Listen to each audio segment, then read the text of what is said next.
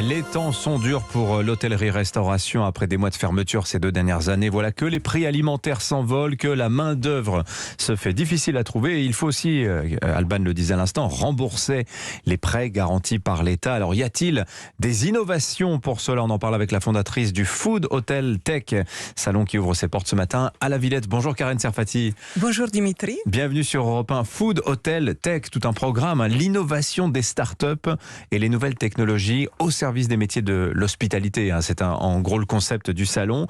Alors que tout tombe en même temps, tous les problèmes s'accumulent au même moment. C'est un salon de solutions que vous proposez, Karen Serfati?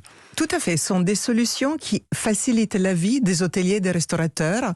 Il y en a cette année plus de 200 avec 50 startups et c'est des solutions qui vont du recrutement, qui est un enjeu majeur aujourd'hui pour les hôteliers et les restaurateurs, des solutions digitales qui vont permettre de chercher partout en France et ailleurs des saisonniers, des extras, même des CDI, mais aussi des solutions qui vont aider à la gestion des achats. On ne doit plus aller se réveiller très tôt le matin, mais on peut être livré du frais au restaurant ou à l'hôtel. Des solutions qui vont permettre de gérer tout ce qui est l'hygiène alimentaire, oui. Donc qui vont aider les hôteliers et restaurateurs à sauver du temps, à gagner du temps dans leur quotidien. Oui, parce qu'en fait, le constat que vous faites, c'est que la révolution numérique est un peu entrée dans l'hôtellerie-restauration, mais de manière assez superficielle. Effectivement, on peut faire des réservations à distance, mais il y a tellement d'autres choses que l'on peut faire. Alors, je vais donner des exemples, peut-être pour que ce soit parlant. Parmi les stands d'exposition, on va trouver la start-up Hydrao. Hydrao qui propose des pommeaux de douche qui indiquent par un changement de couleur la quantité d'eau que l'on consomme pendant la douche. Alors ça, c'est vraiment pour le client, pour l'inciter à faire des économies de manière un peu ludique. Ou encore pour le service du vin, Invineo qui propose le service au verre, mais avec un vin à température idéale qui protège les vins de l'oxydation, etc., etc. Autrement dit, l'innovation, le numérique, on peut aller beaucoup plus loin dans un hôtel ou un restaurant. C'est ça l'idée, hein. Tout à fait. Et alors là, quand vous prenez ces exemples, on est vraiment en plein RSE.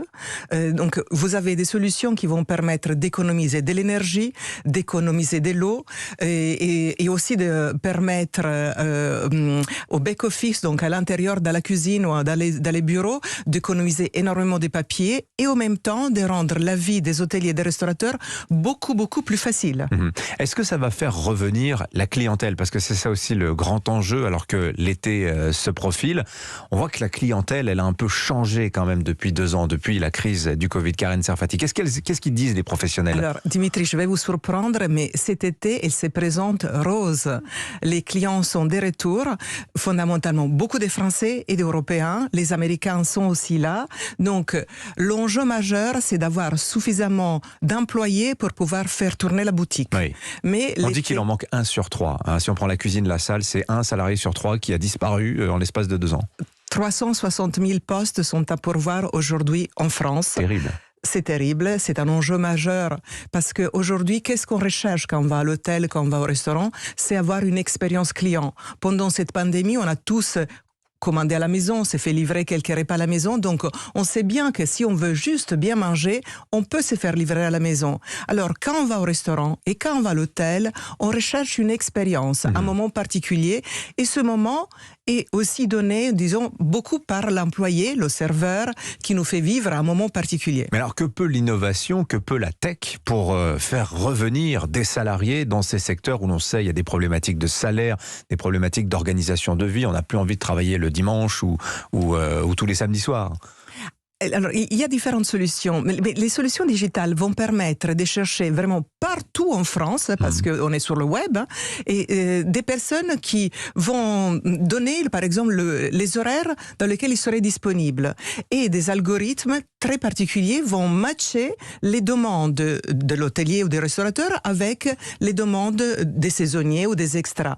Et c'est un outil vraiment très efficace qui fonctionne et qui est utilisé de plus en plus par cette industrie. Il y a encore 2 ans, tout le monde le regardait ces solutions vraiment de travers, aujourd'hui, elles fonctionnent et elles sont utilisées. Alors, j'ai donné des exemples à l'instant, mais on entend aussi beaucoup parler en Chine. On en aura un reportage tout à l'heure dans le journal de 7 heures de ce qui se passe maintenant après Covid, où on voit des robots dans les restaurants qui viennent vous servir. Fanny Marceau nous racontait à l'instant qu'elle a vécu cette expérience du robot amenant son plateau dans un restaurant il y a très peu de temps. Ça aussi, ça fait partie des choses que l'on va voir au salon Food Hotel Tech. Il y aura effectivement des robots, mais je répète, pour moi, Oui. la technologie, elle est indispensable à tous les niveaux, dans l'hôtellerie-restauration, en bec et en front office. Mais elle est en complément de l'humain. L'humain sera la seule personne qui va nous faire vivre une émotion, une expérience. C'est le sourire, l'échange. Alors que si c'est juste un robot, c'est très sympathique. Oui. Il fait pas de grève, évidemment. Il est là 24 heures sur 24. Oui. Mais il y a zéro expérience. Il est marrant au départ, mais On va vite s'en lasser. On va vite s'en lasser. Alors, ce qui est intéressant, c'est que vous abordez les métiers de l'hôtellerie-restauration de manière complète.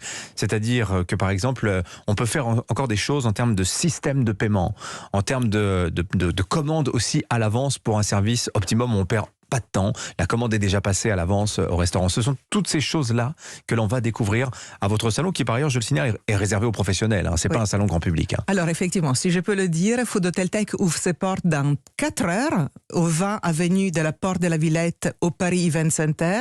Donc, on attend tous les hôteliers et les restaurateurs qui sont intéressés à découvrir ces solutions. Ils peuvent se présenter comme ça, venir sur un coup de tête, non? Il faut... Oui, ils peuvent aller à l'accueil, effectivement, prendre leur badge. Et on a en plus 25 tables rondes qui vont traiter de tous les sujets, des sujets du RSE, les sujets de l'expérience client. La Sorbonne va faire un colloque au salon autour du recrutement. Voilà, il y en a 25, donc il y a différentes problématiques qui seront traitées, mais tous qui vont vraiment mettre l'accent sur les enjeux majeurs des hôteliers et des restaurateurs. Voilà, la transition numérique de l'hôtellerie-restauration, c'est à découvrir au salon donc Food Hotel Tech. Merci d'être venu nous voir ce matin pour en parler. Karen Serfati, je rappelle que vous en êtes la fondatrice. Merci Dimitri. Bonne journée à vous, 6h49.